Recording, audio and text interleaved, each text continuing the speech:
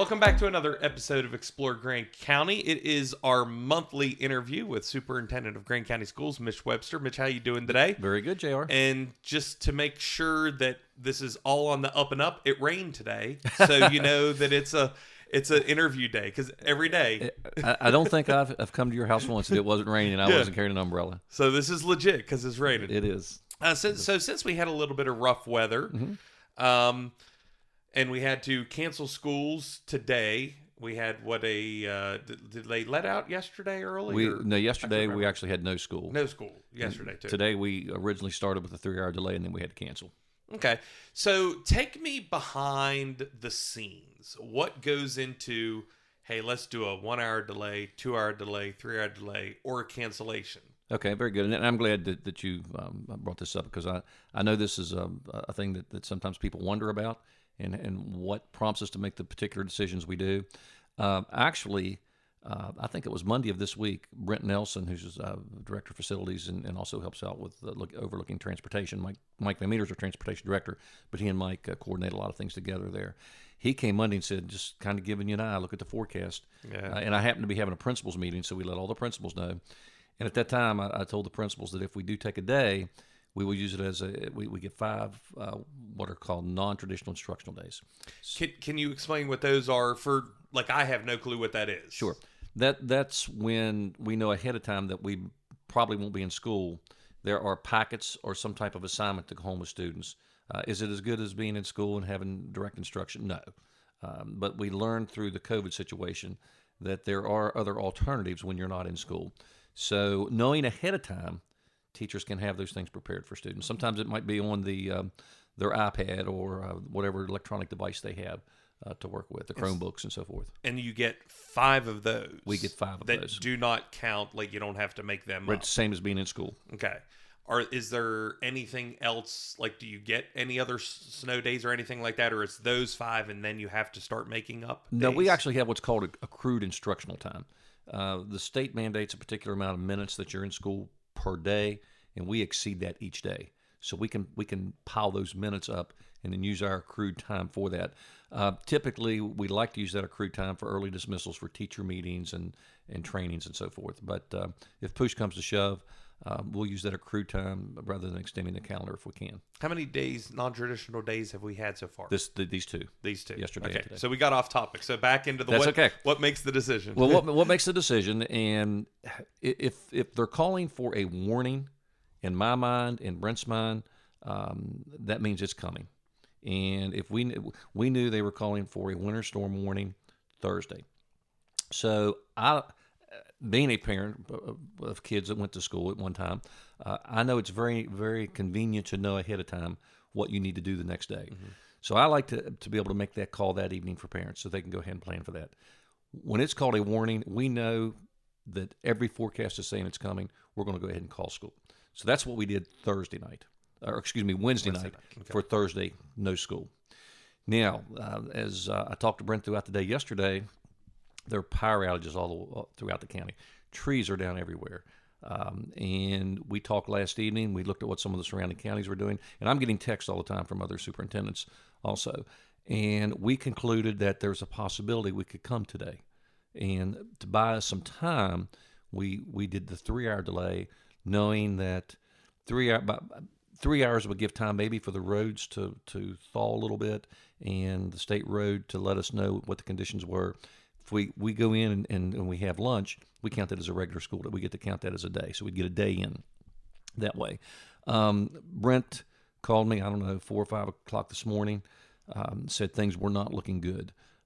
He was in touch with the Department of Highways. And by the way, I want to commend those guys and ladies that work for the Department of Highways. I think they're shorthanded. They have an enormous amount of road work to do. Not only is the issue the ice and snow on the roads, trees. When you have the tree limbs that fall and block roads. And Brent called me this morning and said, I don't think there's any way that the state road can get all the roads cleared. We still have people without power, a lot of issues. So what happens? A typical person maybe drives through Petersburg on Route 220 and says, wow, why did they not have school today? Yeah, nothing's wrong. And I've thought that myself too. Yeah. But you've got to understand, these buses have to run to all these routes. And we are somewhat fortunate that there are times when it's bad at Union we can close Union but not close the Valley because we have two separate transportation schedules there. Counties like Pendleton and Hardy, if Pendleton has bad weather on one side of the county, they have to close the whole county. Yeah. Same way in Hardy County. We're fortunate that does not have to happen. But we started out with the 3-hour delay, hoping that maybe we could get in. That call had to be made this morning that we just had to go ahead and cancel. So it's never an easy thing, but I'll tell you this, we will always err on the side of safety and keeping our kids and employees safe. So you said with power being out and things like that, what would happen then if on a non-traditional learning day it was supposed to be done on I think you have Chromebooks, I think it's what you have, on the Chromebooks, but there's no internet, no power? So certainly I would like to think that every teacher that we have would be understanding of that. So they lose that day, or do they give them work, or like how does that work? I know at the elementary level, the teachers prefer to send written packets home, and if it would be something that was, and that's a very good question. I've never had that question brought to me, but I know that the overwhelming majority of our teachers are very flexible in understanding when those kinds of things happen. There'd be some way to extend time to get that work made up. I know we lost internet here for an hour last night, and I thought that it was the end of the world. You do. I was just going to say that when it goes down, if it's down for 15 minutes, I just wonder what am I going to do? Yeah. That's right. So that takes us a little bit in behind the scenes of deciding days off and 3-hour delays. So we talked a little bit off air, but for people that don't know, what does that do with sports? And that's a very good question. We used to have a policy, and this was back when I was coaching, and I just I didn't like the policy, and the policy was no school, no sports.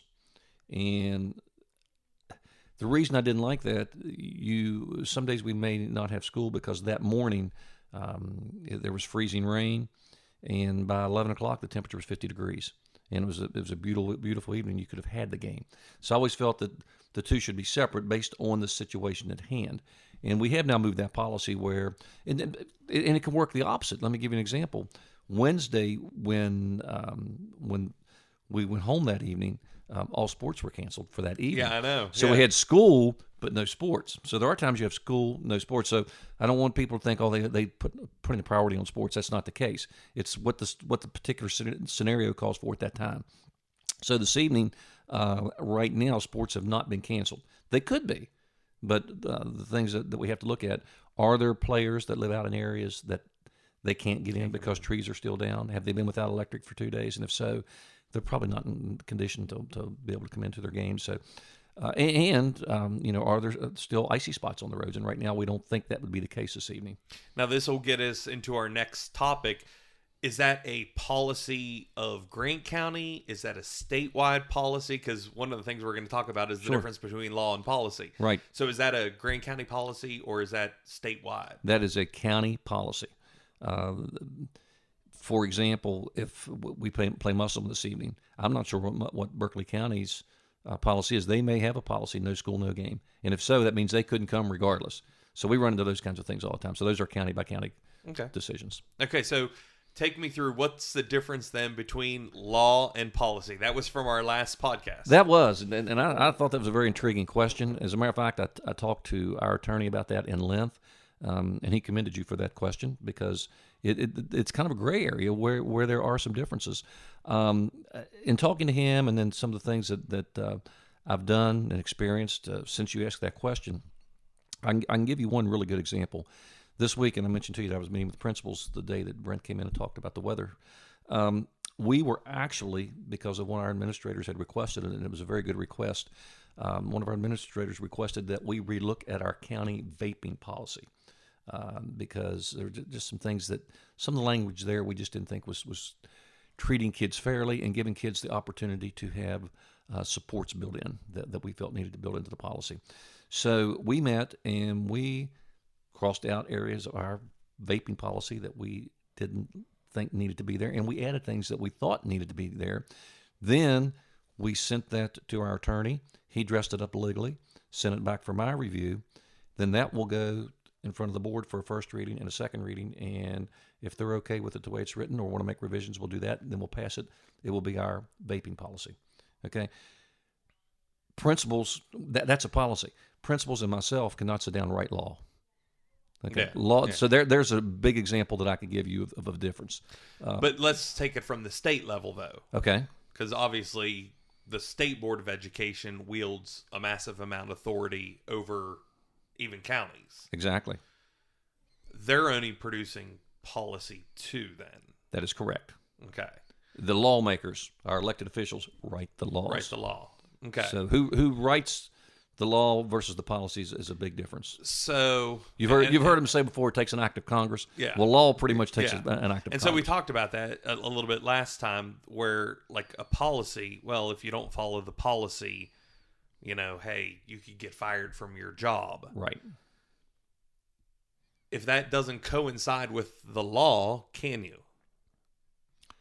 In other words, if there's a conflict. Yes. And if that were the case, I think that what... Let me give you a good example. We're going to have the school's lawyer come in sometime. Yeah, we will. Because another thing I wrote down in my notes was that the difference between law and policy are the consequences. Typically, you don't go to jail for not following policy. You can go to jail for not following law. Yeah. Or you can be fined for not following the law.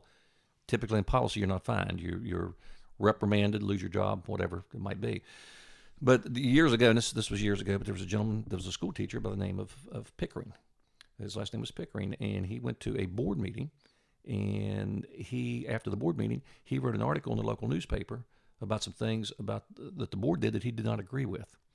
Well, the board ultimately fired him for doing that because it was their policy that he was not allowed to speak out against the Board of Education. So he took that to the next level. I think he took it to a circuit court or something, and he lost. And then he took it to his state Supreme Court, and he lost. And he took it all the way to the United States Supreme Court, and this is about 2 years later. And they not only ruled that he had the right to do that, because he's protected, his free speech. Free speech. I was protected. wondering about that. His free speech was protected. He got back pay for all of that. So if you ever get a chance, I think it was Pickering versus Des Moines is the name of that case. But there's an example when policy and law collided, and the law, when I say the law, our constitutional rights, overrode what a local board in that case tried to do with their policy. Okay, so we found a little bit out there. It happens.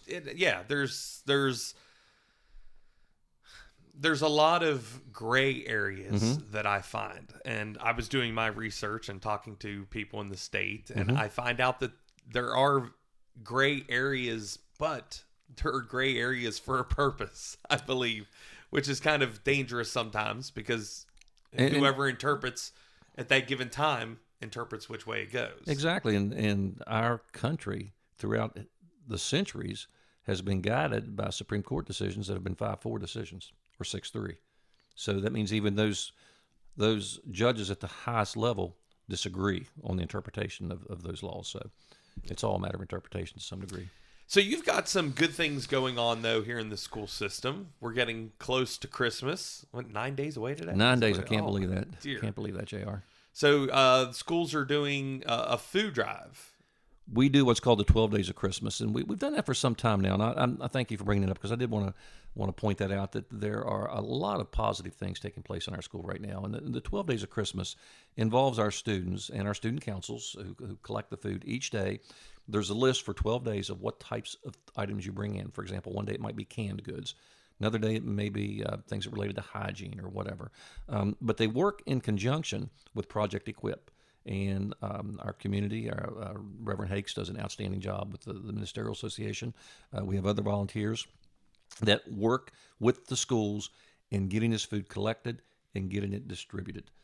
It either goes to Project Equip or to our local food bank, and which they always tell us they're in great need. So it's just one example of a great effort between school and community to do something really good. And this is countywide Yes. and all schools? At all schools. And what we do, we as a little incentive, we count the number of items each school collects. We divide it by the number of students because each enrollment's a little different. And the school that collects the most items based on the number of students gets a $100 cash prize. So there's a little incentive there for them to do that. But the main incentive that we want to instill in our students is just outreach and wanting to be a positive member of your community to do good. I think they were just doing something. I thought I saw the elementary school was doing like a penny Yes. Penny War. I can't remember what it was exactly, but Yes, I've heard my wife talking about that, and I'm not sure how that one works, but that you're exactly right. They were doing that also. okay, perfect. Now on to the bus. You have a few updates for us, some clarifications. I know everyone saw pictures going around on Facebook. So, what was up with the bus being towed? Okay, when they told us we'd be getting the bus, they told us ahead of time there'd be 2 occasions where they would come and get the bus, because our elected officials, the West Virginia legislature, was having something at Cacapen in Morgan County, Cacapen State Park, so they would be coming to get it for that particular event. We're talking about the electric bus. We're talking about the electric bus. Clarify that. Yes. So when that picture was put on Facebook that the bus was being towed, and then all of a sudden there were these assumptions that it somehow had broken down or something, that was all wrong. We knew ahead of time they were coming to get it. The reason they were taking it with in form of a tow was because there were no charging stations between here and Morgan and back. One charge would not get it to Morgan and back. So, which brings me to, and don't get me wrong, I love technology. Uh-huh. I'm always on the forefront of it, love keeping up with it. I think it's really cool. But sometimes we push technology that's not there yet. Mm-hmm. If they had to come and pick up the bus because it wouldn't make a full charge, what do we do with our kids that are going to play a game in Charleston or something that won't get a full charge? Right. Well, and it takes 3 hours to charge. Right.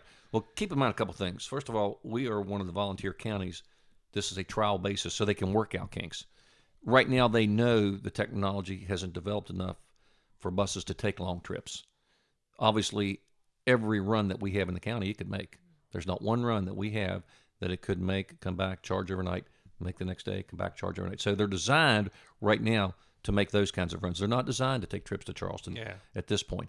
However, and again, we won't make a decision in Grant County that's not in the best interest of our students and the financial situation that we find ourselves in. We're not going to spend more for an electric bus than we would. Yeah, they're a little costly. Than we would for a diesel bus.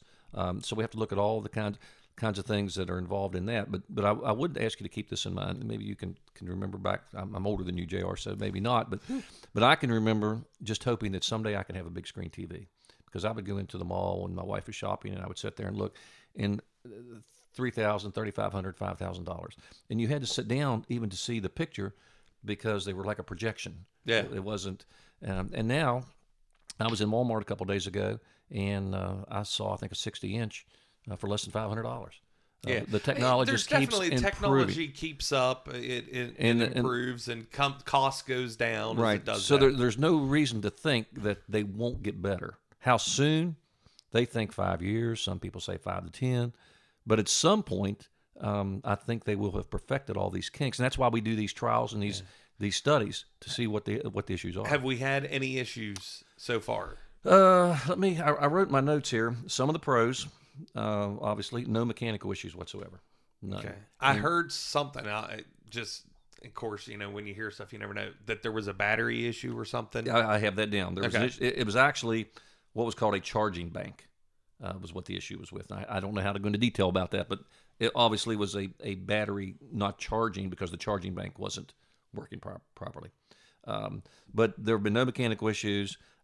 Parents that have had kids around them just tell me their kids love them. They just love it. They think they're on like a Greyhound bus or something. Did you get a chance to ride it? I have not yet. I've been so busy. But sometimes I heard also that there was a deer issue. That has not been brought to my attention. I heard that. Not sure. Heard it clipped a deer. I've not heard that. Yeah. So I'll check on it. No, I don't think there was any damage or anything. But like I said, I never know when you hear stuff what it was. But I did hear that. The other issue, other than the one you just mentioned, it's having trouble defrosting when the temperature is below 10 degrees. So again, that's why we do these kinds of things. This is something I think they'll take back. Their engineers will look at and. Now, are we talking main window or all the windows going? The main windows, from what I understand. Yes, the main windows. Okay. But all in all, I think it's been a really good experience. Again, we didn't sign up to buy one of these. I want to make sure everybody understands that. We signed up as a county that would be on trial to let them test it and see how it works. Hopefully thinking that since we were a county that did this, maybe someday they'll remember that and there will be some kind of financial incentive for us because we were out on the front. This isn't one of those free trials like you have a free trial on a magazine. Next No. thing you know, you get it every No. year and you can't get out of it. No, we're not. We signed no kind of documentation indicating that whatsoever. Have all the bus drivers? Everyone tried that to has drive? wanted to has had an opportunity to drive it. Good. Finally, Uh-huh. the one that we both did our research on, hopefully. You brought up a term last time, En Loco Parentis. Yes. Which is Latin, Yes. which I had not heard of. Okay. So why don't you say what it means, Okay. and then I'll say what I was told it means, and we'll see if we're close. Okay. Well, first of all, JR, and most people that were trained as teachers through the normal 4-year degree path would have had this, where you're taught in your methods class where you are a mandatory reporter to DHHR anytime you think there's any type of neglect or abuse. You're taught that you are in loco parentis throughout the day when that child is in your care.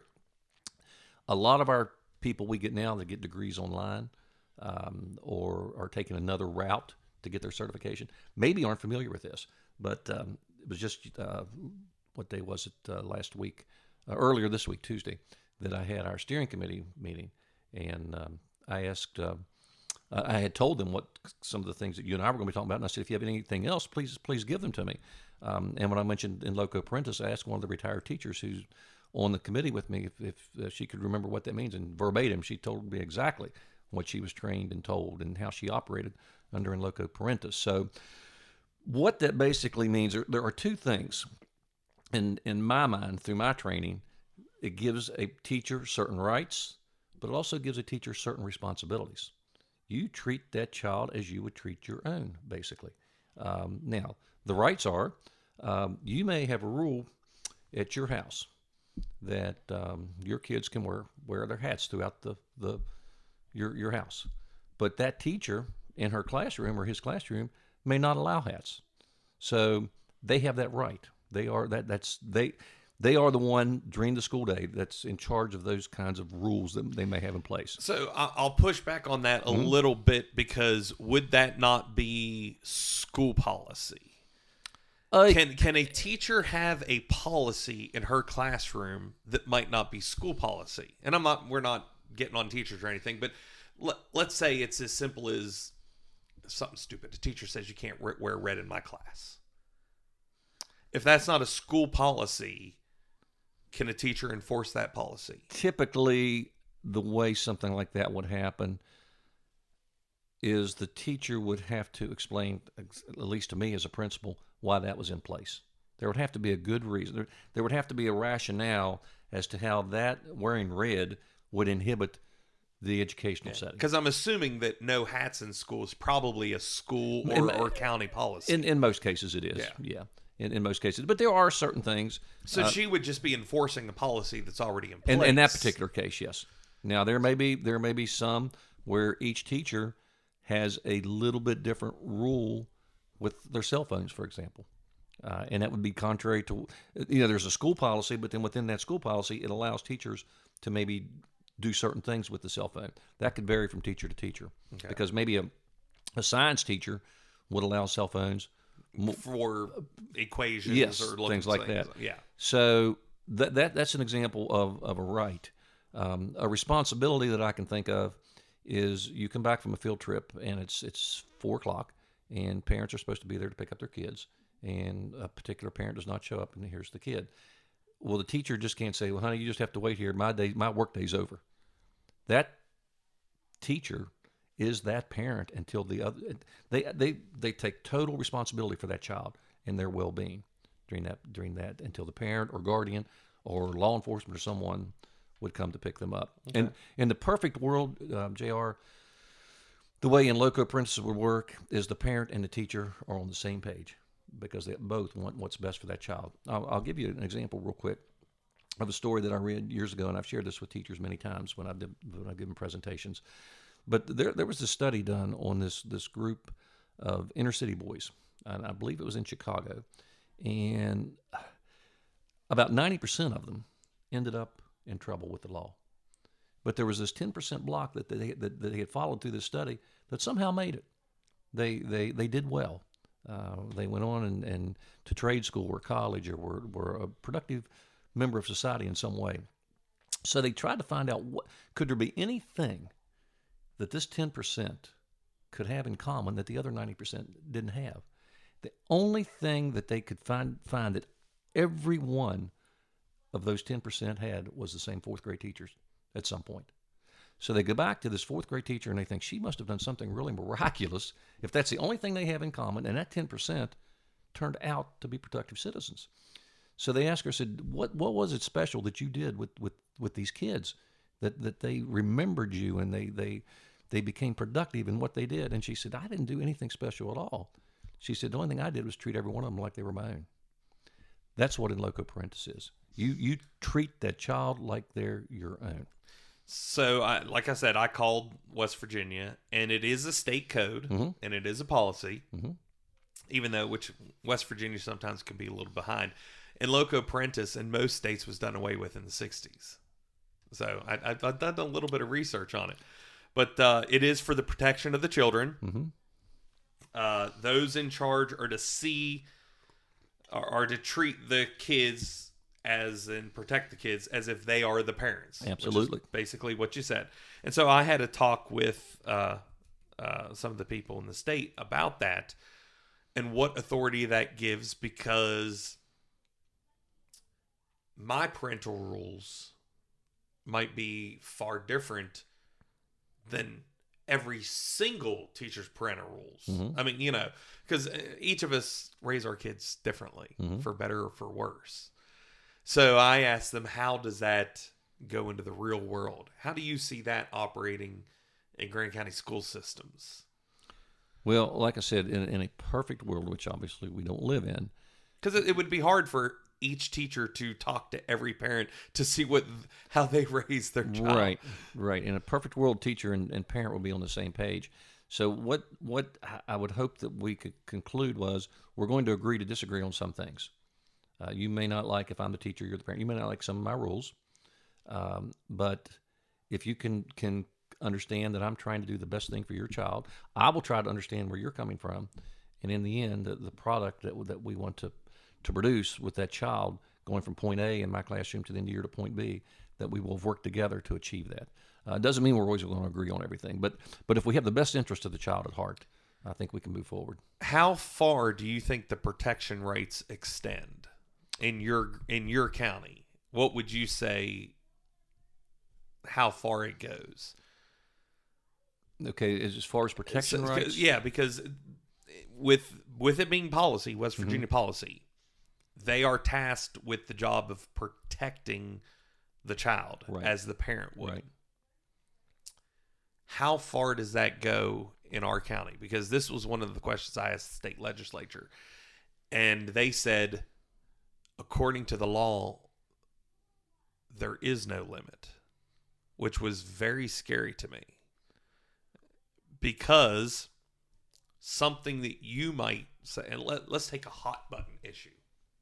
Because I hate when people say if you're against one vaccination, you're an anti-vaxxer. But let's say you have Mennonites that go here. Or, I don't know if the Mennonites are the one. The Amish. They believe in no vaccines whatsoever. Okay. And they would come to the school. Now, I know that doesn't normally happen, but they come to the school. And a parent says, listen, I got to protect this child. I'm going to take them to get vaccinations. So at what point, by law, that's allowed? That should never be allowed. Well, but by law, it is right now. I know when students enroll in school, they have to have proof of their shot records. That's the state law. So that's an example. I don't know if that's state law. I wonder if that's policy. Well, that's a good question. I know we've always. I know we've always done it. And I've never been questioned on it. Yeah. So that's what I wonder. So how far do you believe that extends? Well, in your I county? think where it extends where it extends to is, as I mentioned to you, that teachers are mandated reporters. And I don't think most teachers are going to try to interfere with rules that you may have at home or things that you do in your house that might differ from what they expect at school unless they feel the child, or I shouldn't say they feel, if they have any reason to believe a child is being abused or neglected. They are mandated reporters, regardless of what rules are established in the house that might be contrary to what they have in the classroom. I think they can live with that. But if they felt the child was being neglected or abused, they would report that. So I'm going to do two things right there. One, I should say this, they're required to report it. One, you said most. Not all. So that's and the reason I say most is because you can read the headlines every day somewhere in the country. Yeah. Some teacher didn't pay attention, but the overwhelming majority of them. And the second do a great job with that. Excuse me. I'm trying to think of what it how to put it. To protect them, and I'm not. I don't know. I've kind of lost my train of thought where I was going there. Oh well, we'll just. Okay. I totally lost it. I had it and then I lost it. Okay. Well, the point I wanted to make, and I hope I've made it, is that in loco parentis does not mean the teacher can just take the child and do anything with them they want to, and the parent has no right. That's not what it says at all. What it means is that teacher has the responsibility, as if they were the parent, to look out for the well-being and welfare of that child. But they also have rights to establish rules within reason that might be contrary to what's done at home. And it's nice to know when the parent and teacher are on the same page. I know when I was in school, my teachers had rules that weren't rules at home, but my parents always said, you'll do what the teacher said. That was just the understanding in those days. I don't think it's rules as much. Like, well, I maybe shouldn't have said rules, but if a teacher says to my child, hey, listen, you're not allowed to speak up without raising your hand. Fine. That's a rule. Right. I understand that. Right. But like I said, this is written very vague, where it says what they see fit to protect.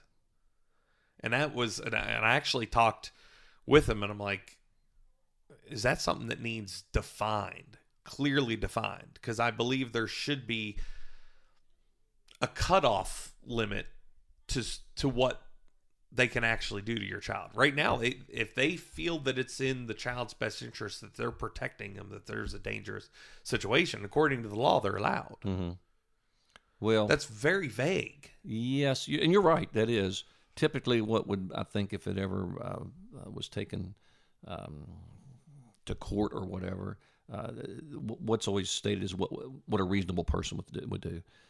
For example, there was a situation that happened in another state not too long ago where the teacher, for some reason, thought that I think the school was on lockdown and that there were intruders in the building, and she took the students through the woods and I don't know all the details about that, but when I read that one, I thought, my gosh, that's not what a reasonable person would do.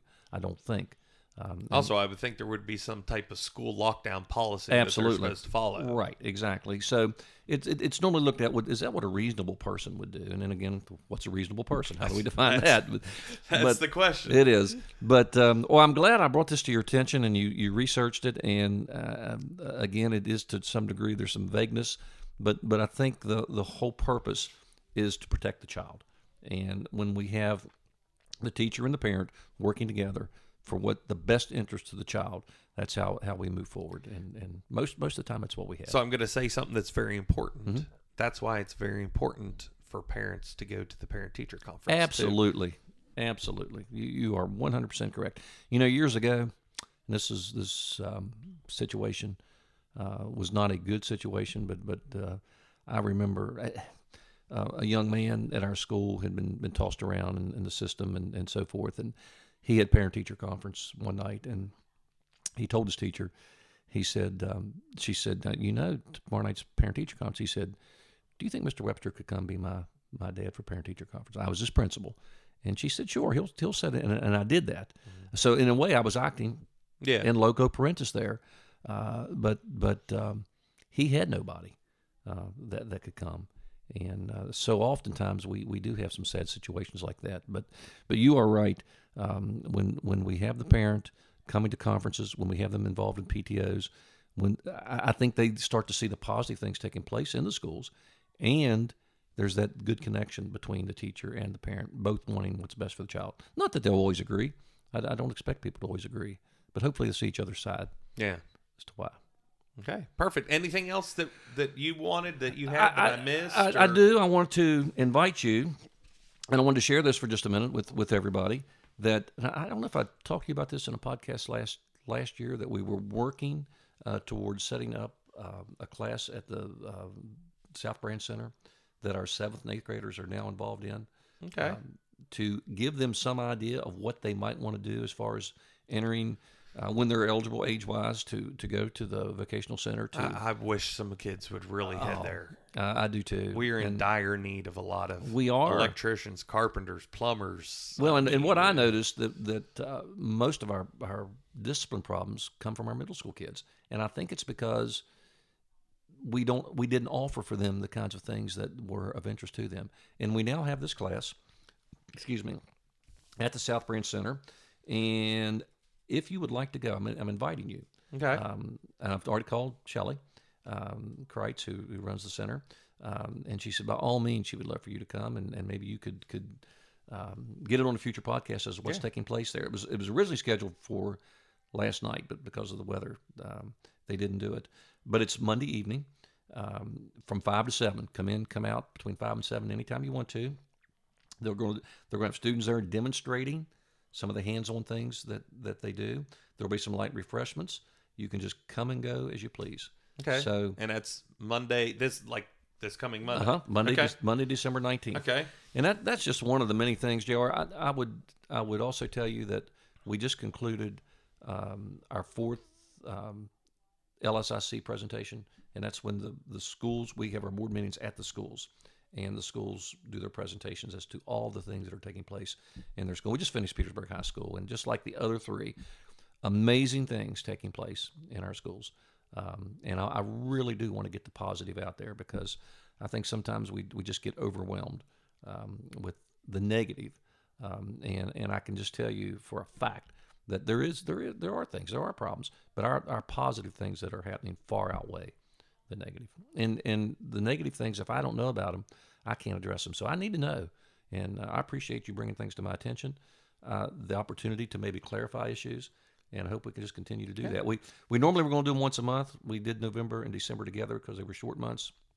But I'll get back with you after the first of the year, and if you think we need, if things are kind of slow in January, February, we can do it at the beginning of February. Give January some time to percolate. Whatever fits your schedule. But I will definitely try to come to this. I don't think I have a basketball game that night. Okay. I'm doing 3 teams now, so I would love to come and check it out.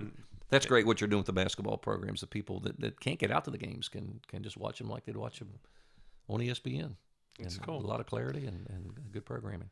Well, thank you for coming. Did we catch everything? Oh, I did have one other thing. Oh. I know that there were questions, I think it was last year, and you may have brought this up to me too, about some students not getting their yearbooks. I will say this, Miss Campbell is on top of that at Petersburg High School.